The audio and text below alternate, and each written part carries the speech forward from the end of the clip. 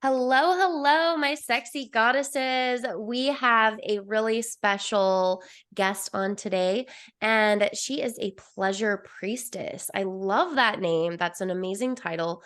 And sex priestess. So, we're going to be talking about sex and wealth and money and all the juicy things and how she got into being a sex priestess and all of the things. So, go ahead and introduce yourself. It's Amber Renee, and tell us a little bit about you.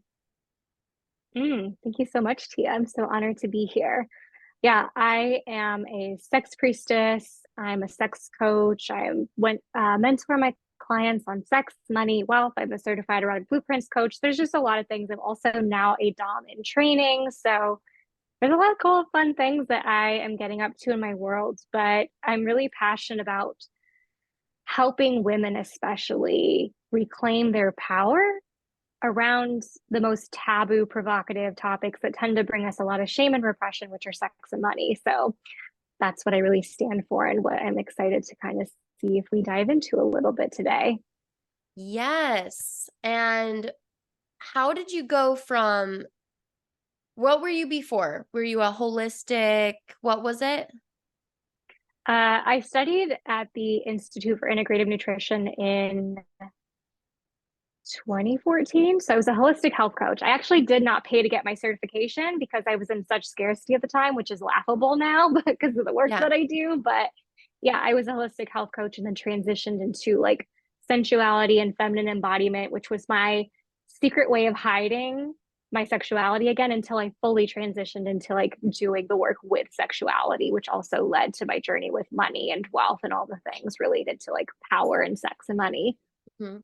What got you to switch to sexuality? Like, what drew you over there instead of doing the holistic health?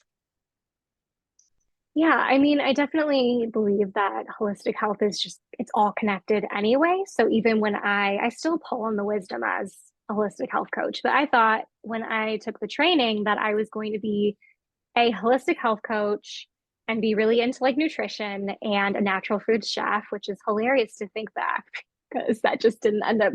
I can't even picture myself as a chef. I would not do well under that kind of pressure, but I remember doing a practice, which I think is pretty common in a lot of like nutrition coaching and health coaching and life coaching is like the wheel of life type exercises where you're supposed to look at these areas of your life very holistically and rate them on a scale of like 1 to 10.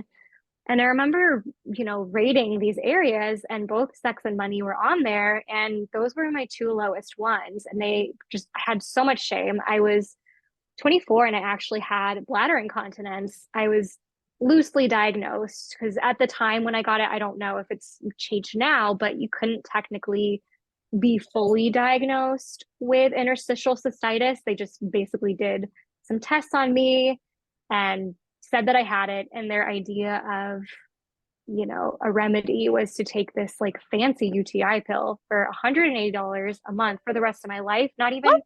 to cure it or fix it, but basically just to manage the pain. And I was just like, fuck that. I'm not doing that. There's just something here. And I also had like a lot of pain during sex. I had vaginal numbness. I felt really insecure. I just felt like I was repressed. And the Yeah. only type of orgasm I could have was like external clitoral in hiding alone. I just had so much shame and fear around my sexuality. And so it kind of just happened. Like I thought I was still going to be health coaching. And I started to go on this journey of looking at my sexuality and healing it. And it was through that I felt compelled for whatever reason to start sharing about it online. I started making YouTube videos and I just thought like this is going to be just my way of like sharing this journey in hopes that it helps like one woman who is peeing her pants at 24 years old. And women started responding to it and asking me to teach them. And so I used the, coaching skills. And they did talk a little bit about sex in the training, but it was more like, when you're coaching your clients and they think they're coming to you for nutrition, ask them, how is your sex life? But Yeah. there's no deeper training or anything. There's no talk of even trauma that I remember at the time. It may have changed, but things were just very different, I think, 8 years ago in terms of like getting a coaching certification. So I just went on this natural healing journey and it was like I couldn't not talk about it Like I just didn't want to talk about how to make a ghee or, use coconut oil anymore. Like that just wasn't what I was passionate about bringing to the world. Mhm. And I just feel like it was just very, very natural and organic. And it was terrifying because I mean, to talk about sex publicly, and then it's just gotten even more layered as like I feel, my soul's like, oh, talk about sex. Now talk about sex and money. Now talk about this and this and this, and now do this. And it's like, haven't I had enough like public persecution? And but Right? yeah, it was just very organic of like following my own journey and being obsessed with sexuality. Like so many things in my life make sense. Like, why I would have this career. So it just was like coming home to what was always true that I had been denying for pretty much, my whole life. Yeah. And I've had so many women on this podcast that have a similar thing where they just start sharing. It's just following those breadcrumbs. And I love to share that over and over to my audience to help remind them follow those breadcrumbs, follow those Yeah. breadcrumbs, do what's lighting you up. You don't have a clue what it could be. I started doing Yeah. festival outfits because I liked going to festivals. And then now I've made multiple six-figure business out of making festival clothing. No idea. So, like, you just follow that little thing. And then, like, I did same as you. I was in marketing and then I just followed it and I just had this draw to sexuality. So, I applaud you for doing the scary thing and sharing because it is so scary. You're scared of people like you're a mom too. So people coming to you and like shaming you and judging you. Have you had any bad circumstances or anything with that? I have, I've had relationships with family members, unfortunately, that I've had to cut ties with because of the work that I do and their projections. I've had, my grandma post things like, you're going to bring danger to your family. I've had like in-person experiences with people in my life that were kind of, very uncomfortable or scary, and just like lots of people just assuming they know. And it's mostly just people who are deeply ashamed. And I always tell my clients and just like, the general public who will listen is like ashamed people shame people. It's the same thing as like hurt people hurt people. So people who are deeply ashamed of their sexuality are going to project that shame onto you. And especially if you are an embodiment and an expression of what they have been taught to hate and deny and repress and vilify and demonize the most, it's going to be very, I mean, it's all unconscious for these people because it was for me for years. I used to slut shame other women. I've done that stuff too because they were showcasing a part of me that was not allowed to come out and that I wasn't able to give myself permission to at that time. So people who are extremely repressed and ashamed of the same thing with money, right? If there's shame and repression there, it's going to come out in some really ugly ways. And the analogy that I've always used is it's like the whack-a-mole game. If you try to repress this innate biological energy that's, the erotic is an energy that is not meant to be repressed. It's basically like the most, if you could think of a goddess that's like, you could just not put me down, like there's just no way in any form that you could ever repress this energy that is not meant to be repressed, that is unrepressible. That's what I see the erotic as. And the more we do, it will just pop up in all these other areas of your life. And you'll try to swat it down with a little mallet. It'll pop up in your health. It'll pop up in your finances. It'll pop up in your relationships. Mm. And that's what I've seen with myself and with clients. And looking back at like all of my pelvic issues and UTI that I had over the years, all of the stuff that I even experienced in my body, I kind of see it as like, oh, this was just me swallowing my shame. This was me carrying this here in my womb and just feeling so much disconnection from this energy that is meant to move through us. Everyone has their own unique expression of how that's meant to be, but there's no way to fully repress what literally is meant to be expressed. It will express itself. It's just going to come out in some really shadowy, distorted ways that are not going to feel so great to you and others. Yeah. What are some of those shadowy ways that it might come out as? Yeah, well, using myself as an example,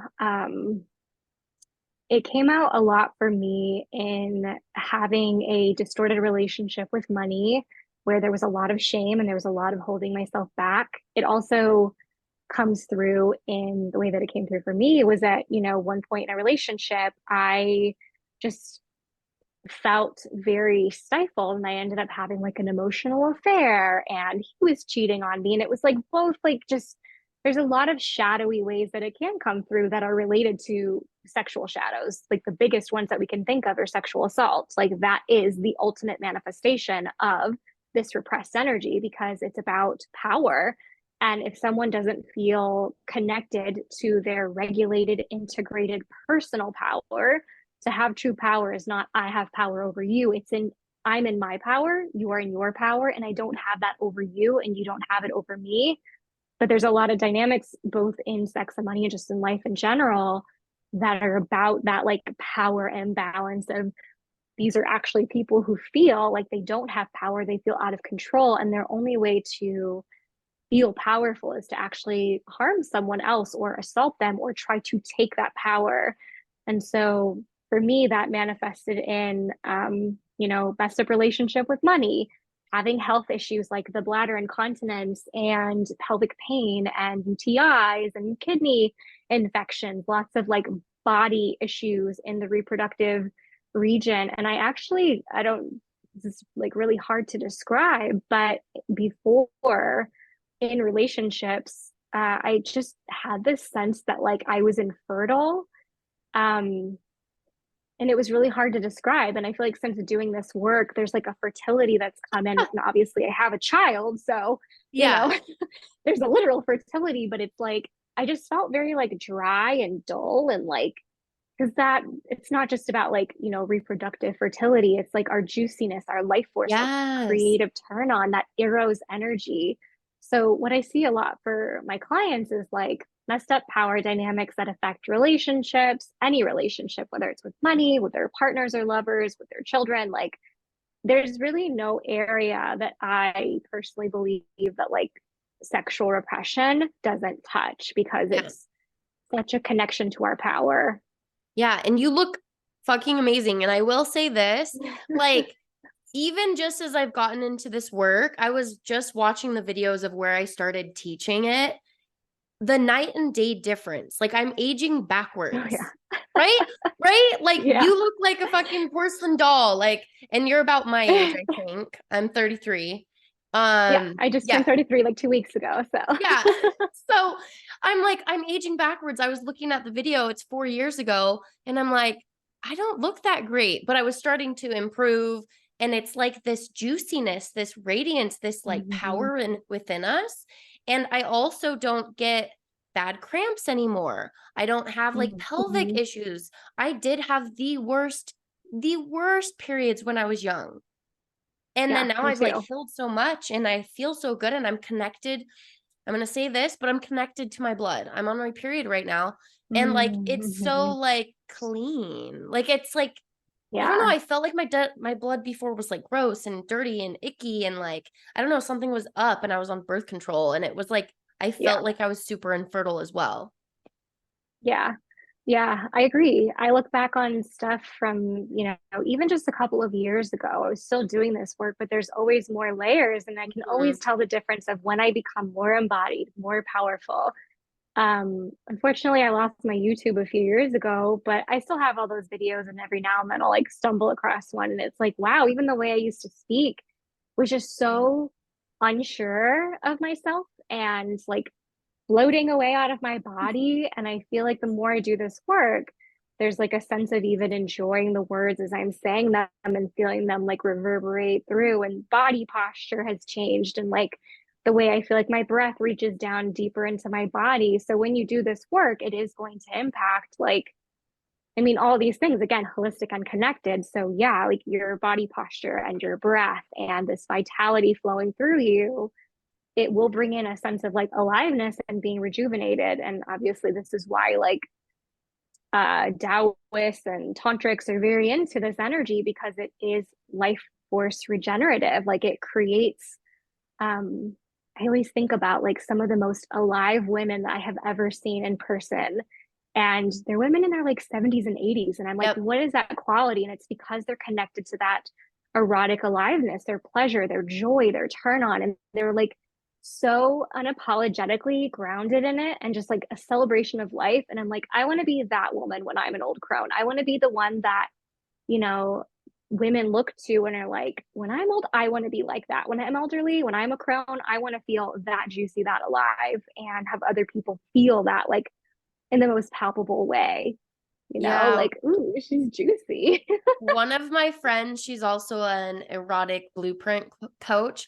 She's 39 and she looks like she's in her 20s. Her 20s. Like she's almost 40 and she's young and beautiful and vibrant and she just keeps getting like younger and more youthful and it just is a thing. It like heals you from the inside out and you glow and you just feel juicier. Like I was looking at my face before this and I was like, it's so like shiny today. And I was like, oh, like this is nice. Yeah. Well, I also feel like being connected to this erotic energy has helped me, even like as much as I love looking more youthful, it's helped Mhm. me shift the relationship with aging of like, oh, I Yes. actually decide that every year, no matter how many wrinkles come or cellulite or places that, change in my body, like, yeah, I'm doing all that I can do to take care of myself. I don't believe that we have to like that our, vaginas have to get closed up when we're like 40 years old or anything like that. Like, I believe that there are ways we can still stay connected to our vitality and our pleasure. But I feel like with this energy, it doesn't matter what I look like as long as I can connect to that feeling.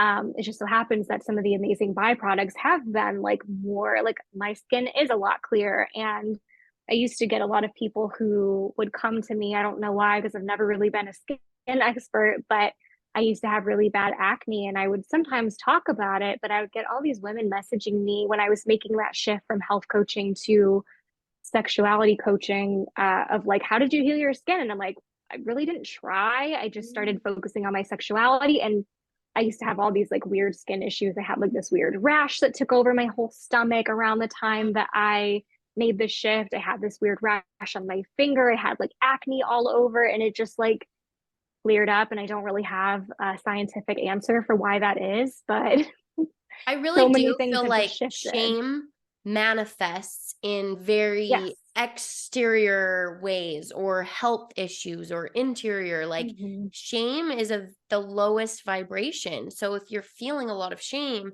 constantly, it's going to show up in certain ailments. And that's how I healed Yeah. my shame too, or my acne. Yeah. Yeah, I've actually been coaching one of my clients recently who has been struggling with body weight. And I asked her, like, what are you holding on to? And she Mm, messaged me today and she was like, it's shame. Like, it's shame for all of these things. And I mean, one of the biggest pieces of my work is supporting women with shame because I've had all kinds of shame around sex and around money and around basically everything that you could possibly feel shame around. I've felt it and I've been in an intimate relationship with shame. And with the work that I do, I teach my clients, and I've taken myself through this of like, what if shame is a protective mechanism? Like, what if, I mean, obviously it's a learned behavior that has passed down for lineages and generations of like, this is a way to cut someone off from their power is to shame them. And uh, the things that manifest in our body, whether it's the acne, whether it's the weight, whether it's not being able to make the money that you want or have the orgasm that you want, we oftentimes feel shame for it being that way. And then we feel shame for having shame. So it's like this cycle. And the invitation is like, yes, the shame is uncomfortable. It's icky. We like hate it. And also, there's a reason why it's there. And can we shift it from being this villain to like, what is the shame been protecting me from? And how can I create safety with what I actually want to step into and let go of holding the shame? Like, this is probably stuff that isn't even fully entirely, yours to carry, but just like it's there in the body. And we have to like be able to eroticize it, even get kinky with it, get off on it, make peace with it, and just like learn how to feel the sensations of shame so that we can move through them and not let it hold us back, but also bringing in safety with the opposite thing that you want, because there's probably a reason why it doesn't feel safe to you to have that, which is a lot of the stuff we've been talking about of like people getting triggered, people not liking it, people projecting things onto you. Because the more turned on and wealthy and like well fucked and happy and fulfilled you are, especially if you're doing it in a very public way, people are not going to like that. So Yeah. we Well, have to yeah, like the wrong create people are safety with, definitely not, yeah, but they may yeah, end yeah, up wanting that or like trigger something in them to yeah, change and grow because I've definitely been yeah. triggered by people, but then I came around, I came back and I was like, "Oh wait, I want that." Yep. Well, let's dive into money. So, how is sex and kind of being sexually awakened, how does sex and money relate? Yeah. The pathway that I have taken with money is that while I was going through this journey with my sexuality, I started to realize that there was a shame connection, there was a power connection. There was just like a lot of the ways that I was in my sexuality. I also noticed that I was that way with money. It was like, this fear of being abandoned. So I would like push lovers away from me before they could abandon me. I was also doing the same thing with money. And I just could feel that, like, oh, money feels hard. It feels unsexy. It feels boring. I don't enjoy making money. I'm terrified of money. I'm also terrified of my sexuality. And I remember stumbling upon this book by a woman named Morgana Ray, and she was talking about like connecting with money as like a lover kind of energy. I don't remember if she used the word lover or if it was more of like she called it like your money honey. It was more of like let's see money as a relationship. Um, and then I ended up bringing like all my erotic practices into like what if let's just do an experiment. I connect with money like a lover. What if I take all of these pleasurable tools that I'm learning and apply them to my experience of money? Because my experience of money had been associated with negativity and with shame and repression and just lots of trauma and not feeling so great about it. And I wanted to be able to feel safe to make money. And I also wanted to feel powerful and turned on and relaxed with money. And I wanted to feel turned on and yeah, money's coming to me. It wants me. It feels good to make this money. I wanted to associate it with pleasure and turn on and relaxation and like all those juicy things I was used to experiencing, because it didn't make sense that almost all the, it's like being in my pleasure practices and being all turned on. And then I like get out and I like, check my bank account and I'm just like, ugh, going Yeah. back into like these more patriarchal ways or bro marketing ways. And just, it's like, it doesn't make sense for me to be so turned on and pleasurable in sex, but then to drop into these patterns and habits and energies that are the opposite of that when I'm in my business or I'm looking at my money. Like there's a disconnect here. Yeah. So Yeah, I realized that I wanted, yeah, what did you do to first shift that? I started doing what I call sexy money dates, where I would just sit down, I would choose a day. It's been Fridays for me for many years. And I would like treat it like it was going to be like a sexy date, like I'm looking forward to an evening with my lover. So, how would I spend that day preparing for them? And I was also, doing self pleasure a lot. So it was like my way of committing to self pleasure, but also bringing that energy into a relationship with money. So I'd make like a little altar on my table. I would spend the day, if I had the time, or even just an hour between work and, my money date, to like get dressed up like this and put on my favorite Oh. jewelry and like really take care of myself and drop into some of my pleasure practices. So maybe I Hmm. was doing a jade egg ritual or dancing, something to kind of get into that energy already before I even go to sit down and look at my numbers. Yeah. So it was very ritualized. Okay. And so just sit down with my money, maybe have a glass of wine or a cup of cacao or a cup of rose tea, and taking this experience of getting intimate with my money and infusing pleasure and erotic energy and sensuality into it, so that, because it was, for me, it was very triggering at first. Like I'm looking at my bank account, there's not as much money as I want in there. So I'm feeling shame. My throat is constricted. I have anxiety fluttering in my chest. So I'm having this full experience. But then I slow down and I look at the roses that are next to me and I pick one up and I kind of start stroking myself with it. I take a sip of the wine and not like a chugging it to Oh, disassociate or avoid, but like yeah. I'm going to enjoy this like I'm out on a sexy date with a lover.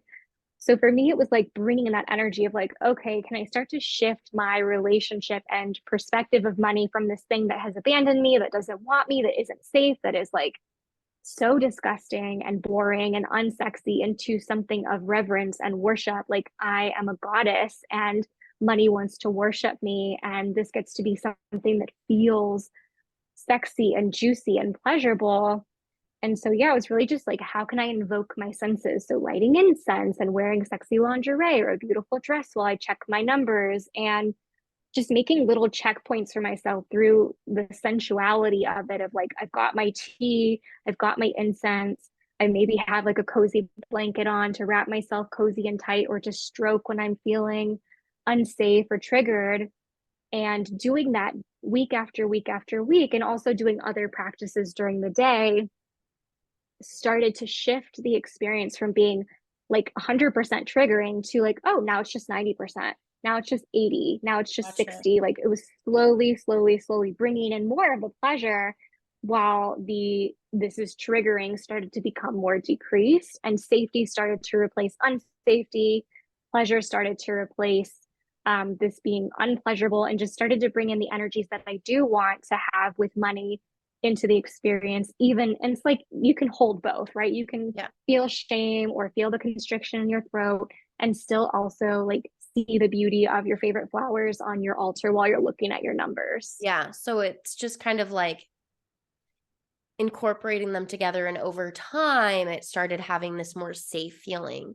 What about Mm-hmm. debt? People hate debt. Whenever I talk to people, even like a credit card or getting a loan or anything, that's something that people just take that word as like Mm-hmm. it's a house on your shoulders. It's like something that is bad, it's negative.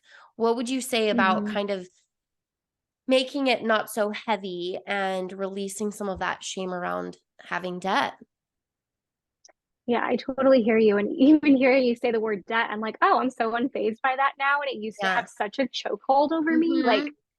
for me, the biggest, like one of the sexiest things that I actually teach my clients is like, here's how to get neutral with money, including debt. Like, you don't always have to be like orgasming money. It's like, can you at least get to neutral where you're not like, just even being neutral with it is very sexy. So, debt is obviously very loaded, Mhm. and it's been positioned in a way where if you take on debt, you should be ashamed of yourself. And I've done a lot of work with debt, and some of the, I guess, wisdom that I've received has been from some of my other mentors in the past, where it's like, debt is actually an opportunity for you to receive this money right now when you need it and pay it back over time. Instead of it being, it's almost like you have to shift the narrative, but also start to shift again the experience of it in your body. So whether it's not having enough money in your checking account, or you overdrafted, or it's your credit card payment, it all comes down to the same core practice, which is that it's going to create a sensation in your body that's associated with something like shame or anxiety, or fear. And being able to sit with the body sensations and start to regulate and relax the nervous system. So when it comes to debt, because it does have such a heavy experience in the body, I would say if someone is wanting to shift their relationship with debt, is to create a debt focused practice or ritual. And, start slow. Like, it doesn't have to be every day that you look at it, but like once a week, and doing the kind of sexy money date thing where, what if you're willing to see, are you willing to see your debt in a different light? Because I still have some debt and it doesn't faze me. I'm not worried about it. Like, it just is what it is. There were times in my business where I wanted to join a training, or I wanted to pay my team using a credit card, and that money was there for me when I needed it. And I'm really grateful. And now I just get to pay it off over time, and it doesn't need to be a big thing. And it took me a while to get there, because it was like, this debt means something. So I would invite you to look at, what are you making this debt mean about you and who you are, and what you even think is possible for you to have. Because a lot of people also think that they're not allowed to have more money or have their desires until they pay off their debt, right? It's like, the debt becomes this like shackle that, or like I'm picturing one of those like heavy round weights that you put on your leg and you've just got to drag it like a prisoner for the rest of your life, or you've got to brand the word debt on your forehead, and you're not allowed to have pleasure, you're not allowed to rest, you're not allowed to have anything else until you pay off that debt. And I really want to invite us all to have a completely different relationship with debt, where it's just like we have a more neutral relationship. And I think there's a lot of like fucked up dynamics around debt in Yeah. terms of like how it's created by the financial systems, and kind of their goal behind it is to keep you addicted into that debt cycle. And like, it just is what it is. We can hold multiple feelings. We can be like, fuck that debt, but also like, I am going to take my power back from this, because the money in that moment is having power over you. And so we just end up kind of recreating debt. And another thing to consider is like, and I've also experienced this where I'll like pay off debt and then basically just replace it, because I had such an attachment to that debt. It was almost like a punishment of like, I have to have this debt. Another Yeah. thing is like, if you grew up in a household where debt was a natural thing, your nervous system is basically just going to be used to that. So it's like there's a lot of layers, but like coming into the nervous system is going to give you a lot of information about your relationship with debt. And being able to create a new pattern around the debt is going to help you shift your relationship with it. And when you shift your relationship, you shift that power balance. And it's like, I'm no longer a victim to the debt, but I'm actually a powerful sovereign being. And I just so happen to have money that's being paid off. Yeah. It's it is just a way to pay something off over time, and some of the in fact, most of the wealthiest people in the world have debt. Whether it's Yeah. they're using it for their $1 billion worth of their company, like most companies have debt. Most businesses have debt. Even freaking the American States has debt. I know we just have Mm-hmm. this like shame that we keep placing on each other, and it's it's hard to let go of, and it feels heavy. Is there Mm-hmm. any rituals that you've done around debt or like receiving money with pleasure, anything like that? Yeah, I'm trying to feel into like which one I want to share, because there's just so Yeah. many that I've done over the Maybe the years. It's most just like, wild because, yeah. yeah, I mean, my favorite practice to do with money is sex magic. And, sex magic is typically the way that I describe it, which is like different every time. And I'm like, how do I want to describe sex magic today? Which is Yeah. basically like, we can create life from our bodies. We have that potential in us. And so we can actually take this erotic energy, the sexual energy that has the potential to create life, and we can actually wake it up in our body through breath, touch, sound, movement, intention, like putting your attention there. And we can build more of that energy in our body. So it's like when you're turned on, for example, when you're horny, when something really arouses you, that's erotic energy. That's when your energy is on. And we can take it from just being localized. Usually it's localized in the genitals, and we can actually bring it up into the rest of our bodies. And we can build more of it, because it's just never ending. It's like an energy source that you can continue to build and pull through, and you can channel this creative life force energy towards an intention that you desire, or a desire that you want to manifest or create.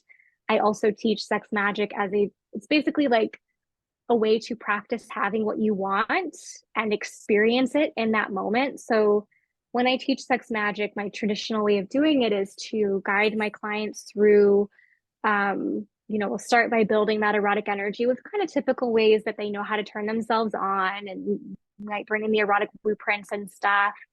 And then we go into imagining the desire, whatever it is. And I work with my clients a lot on money. So it might be like, maybe you want to, step into 10K months, 20K months, 30K months. How do you think you're going to feel once you have that money? And what do you think that is going to feel like from your five senses perspective? Like, would you be celebrating somewhere? Would you be like sipping champagne or your favorite like non-alcoholic bubbly somewhere? Would you be celebrating with hot sex? Where would you be if that was there? And we also like to just kind of use like very easily accessible everyday moments, because if you want it to come faster, imagining it coming with how you are right now is going to be the fastest because it's not going to create much resistance. If you think you have to go become like a whole other person, your brain is going to be like, oh, it's going to take you like 10 years to make that money. Yeah. So I like to be like, how do you like imagine it just coming into you like right now, exactly as you are, with your hair a mess, like your room a disaster, like everything as it is. And I guide them through the five senses. So what do you hear, taste, touch, smell, feel? Like, is if that money is here, what lets you know that the money is literally in your hands, in your bank account? And all the while they're bringing pleasure to their bodies. And then we bring in those feelings. So I usually have them choose like 1 to 3 feelings. So if you think that having 30K in your bank account right now is going to make you feel relaxed or free or relieved, you would bring those feelings in. And every emotion creates a sensational response in the body. So if you want to play with this, you can imagine feeling like really happy. And how do you know when you feel happy? Like, what does it feel like? Where do you feel it in the body? What is the sensational description? Is it pulsing? Is it hot, cold? Does it feel open? Does it feel closed? So we really bring in the body sensations into these feelings because that's actually um, brings in the piece with the nervous system, right? Is like your nervous system is going to create what it's used to, what is familiar, what is safe. And a reality that you've never experienced before is going to be seen by your nervous system as like new, as unsafe, as a potential threat, because it's just not used to it. It's not familiar. So every time we do sex magic or any practice where we're thinking about our desire, feeling our desire, and bringing pleasure in and just kind of like soothing the nervous system and relaxing it, it's giving you an opportunity to experience something that's new. And your nervous system and your brain are like, wait a minute, we know what this feels like. This is familiar. We can let this come in. We can, it's not unsafe anymore. It's not unfamiliar. It's like we've got this. And then, just channeling that erotic energy into the desire. So I personally just love using this ritual to like, yeah, create and manifest, but also as a way to get your nervous system on board with what you're trying to create. It just so happens to be a very hot way to do that. Yes. And I've done that. And once I think of having the goal while I'm Mm-hmm. pleasuring myself, it like gets me off. Mm-hmm. It's Yeah. like, oh my gosh, it's like gets me there faster. I'm like, whoa, that was fast. I'm like, oh, I'm just thinking about making $10,000 and bam, now I orgasm.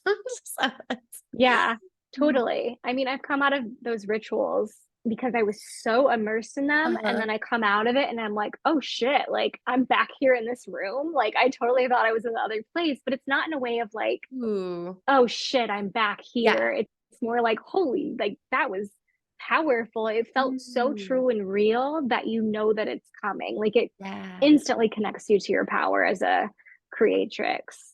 I love that. Okay, so we're going to dive into a question that I'm actually having. So it's going to be a little Yeah. selfish of me, but it will probably help a lot of the listeners.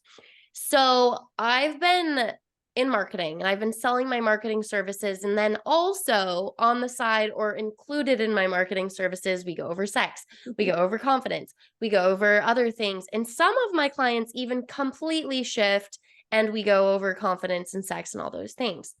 But my brain is having the hardest time selling my purpose, my passion towards sexuality and confidence and orgasms and all of those things over the money because I'm used to getting paid for I can help you make money.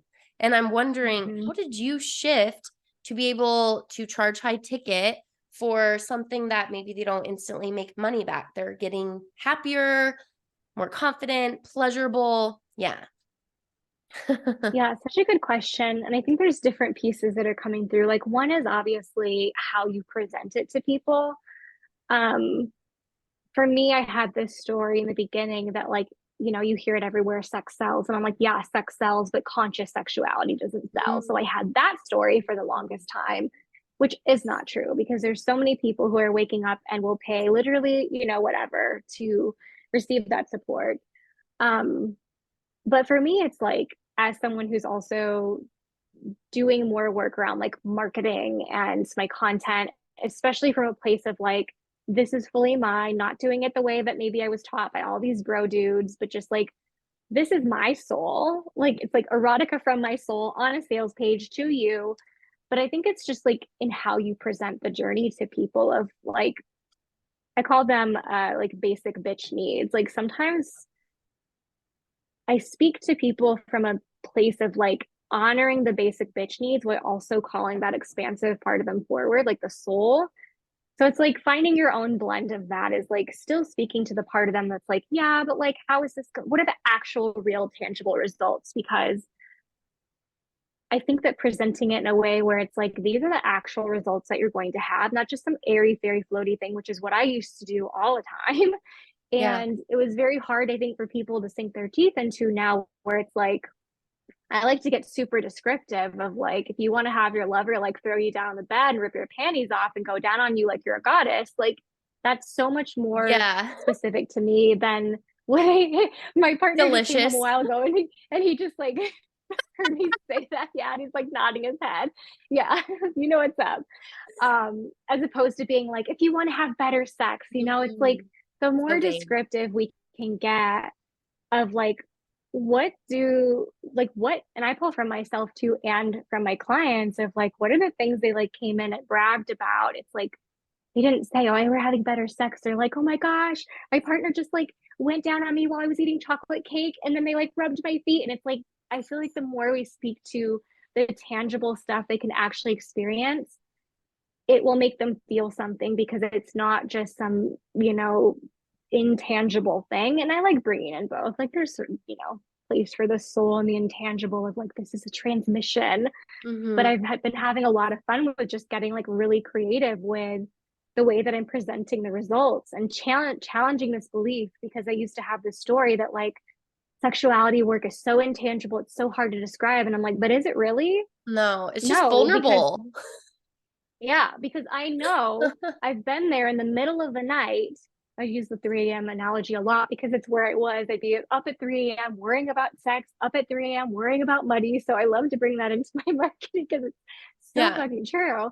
But it's like people are literally like, they have worries. So, like, what are they thinking? They're like sitting next to their partner in bed, they're both on their phones, and they're thinking, oh my God, it feels like there's an ocean between us. And I don't know if we're ever going to find our way back to each other. And like really speaking to the thoughts that we have in our heads and the moments that we were going through that and not being like, you know, super intangible about it, but like literally be specific. And I think that there's a fear of being specific that we're going to like alienate people or that they're not going to relate. But it's like the more descriptive it is, they're just going to feel something and they're going to be able to draw their own conclusion of like, yeah, maybe I don't want them to throw me down on the bed passionately, but I do want them to like lay me down like a goddess and, you know, tickle me with a feather. And this lady knows what's up, you know? I don't know if that helps at Yes. all.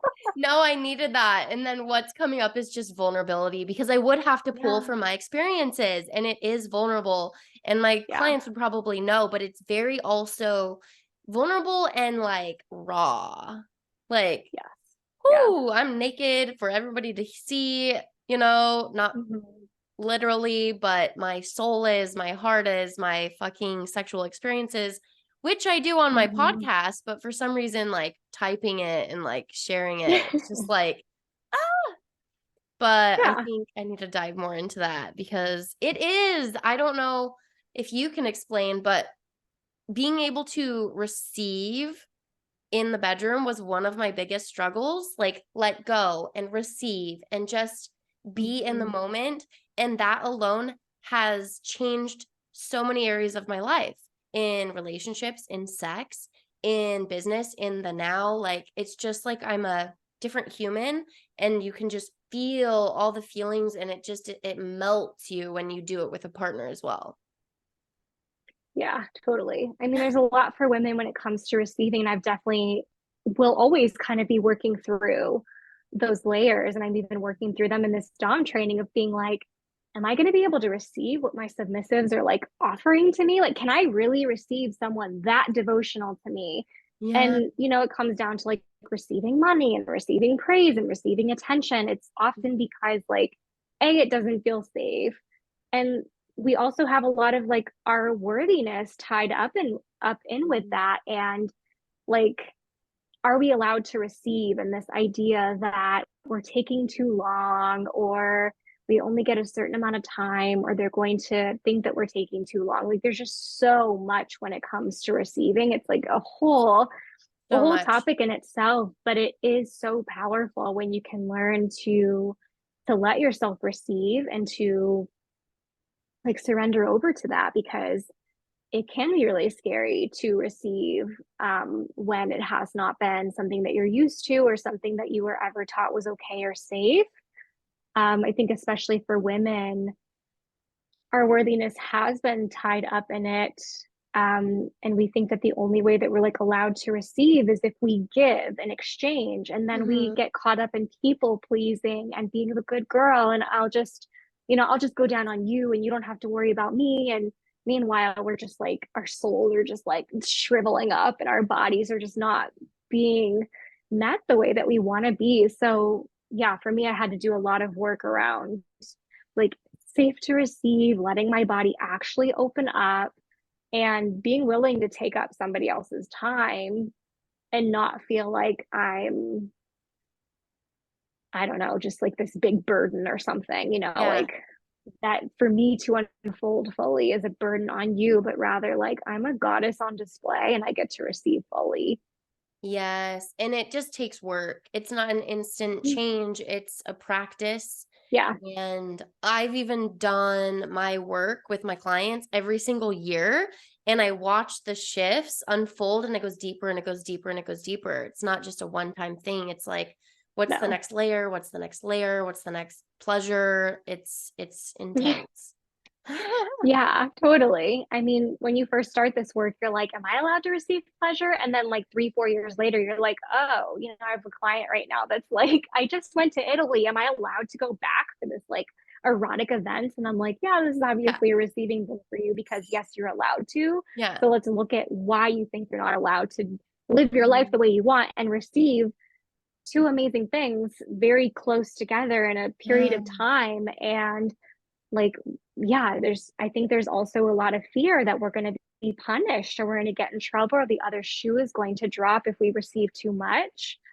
That it's like, oh, we can just have a little bit, but not too much, not too much. Otherwise, you're going to like, I don't know, trip the like alarm of the universe or the divine or something, and they're going to come down and like spank you. And it's like, no, that's not true. Yeah, I Not mean, true at all. part of that is also society. Like we watch shows and movies where it goes up and then it crashes. It goes up and it Yeah. crashes. So Yeah. we're like kind of trained to watch these movies and then you're like, "Oh, oh, they're so happy." And then bam, they get hit by a bus.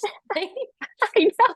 It's we're kind of terrible. used to it. So Yeah. it makes sense. So before we close up, what got you to get into dom work? If you can share anything about that, because that's super interesting. Yeah. I mean, it's kind of another thing where it's like with the sex and the money, my whole life has kind of just been pointing to this. And Oh, I just have so many memories now where I'm like, oh yeah, it makes sense. Like I was called bossy as a kid and then I repressed that part of me. I just was like very indulgent and wanted to be like the center of attention and like have devotion. And then I repressed that. It's like for me, the Dom energy is like being in desire and in having someone in devotion to me. So I'm obviously going through this journey for myself first before I yeah. take submissives, but I've been cultivating an inner Dom persona since 2020. And it was more of like, this is for me and taking my clients through it and, being able to like Dom our minds and our brain and our thoughts and doming our lives, doming money even into our bank account, like our bitch. And now it's just like I found this woman and I just felt this pull of like, yeah, goddess wants me to be here. Like this Yeah. is the next step for me. Like I was born to be worshipped. I was born to be this goddess incarnate that has submissives who worship her. Like I don't know how to describe it other than like I was born for this. Like I I'm just supposed to be love it. worshipped. Oh my God, I love it. So I'm curious. So I'm a very dominant person in real life, in Mm-hmm. everything. But Yeah. with relationships, I've definitely found a way more balance and I love being in my feminine. So I'm curious, is this going to be new for you to transfer into this type of energy, or is it like what's the difference? Yeah, I mean, it's definitely stretching me because I Mhm. feel like I'm a switch, so I will Yeah. always be, and I would love to dive deeper into like being the submissive as well. But right now I'm feeling more pulled to, I feel like when it comes to like my partnership, I mean, we're just going to kind of play and see what happens. But it's like I usually prefer to be the more submissive one, but I'm open to see what happens. Mm. But I don't, I mean, I'm very dominant in my life. I just know what I want and I know how to get it. And I'm like, oh, yeah, it's my dom. Like, she just Yeah. knows what she wants and how to get it. And I'm not going to shame that. But I also, I'm available for like, what is my truth in the moment? Do I want to play with being dominant or do I want to be more submissive? Do I want to switch back Mm. and forth? Like, for me, it's always going to be both. And just Yeah. finding the right places to express those energies for me is always going to be important because one of my fears has been that, you know, I'm just going to become like overly dominant and like steamroll everybody, which I kind of feel like I already do sometimes in my Yeah. relationship, waiting for him to like pop around the corner and be like Yeah. nodding. But yeah, just this fear that like I'll lose my submissive surrendered Mm. side. And I just don't think that's true. I think it's only Yeah. going to enhance it. And this is just going to make the whole experience much more rich for me. Yeah, and it's so powerful to switch those energies and Yeah. feel the two polarizing feelings, that dominant of like just obey me and do and I get whatever I want, and then Yeah. that like submissive of relaxing and receiving Yeah. and just I don't have to fucking do shit. Yeah. So it's Yeah. juicy. Okay, I will say I don't think I desire that in my relationship, but I have been in certain circumstances where with strangers, I was like, fuck, I liked that. Like, I was like, Yeah. just do what I say. And I was like, oh, I like it with random people. Yeah. No, I agree. I feel like that's kind of where I am. It's like I might Mm, not, I'm not going to know until I experiment more. yeah, But I know that I want specific men, maybe female, I don't know. Uh, that I want people where I can express that energy, but I just might not want it in my like relationship and we'll see what happens. But it's yeah. like I definitely know that I'm meant to like, you know, dom some people. Yes. Oh, I'm so excited for you. I'm gonna have to follow up with you once you really get into Yeah. it. Awesome. So thank you so much for being on. Where can everyone find you? What's your Instagram? You can find me at the Amber Renee. I'm on Instagram, I'm on TikTok, and I was actually before I got on here switching my website over to the amberrenee.com. So Awesome. everything's pretty much in my Instagram anyway, so you can just find me there. Perfect. Well, thank you so much for being on here. This has been a really great talk, and I just know that this is going to reach the right people, and I have a few people in mind to share this episode with. So, Ooh. yeah, it's How going to be blessed are they? yes. All right. Well, thank you so much. Thank you.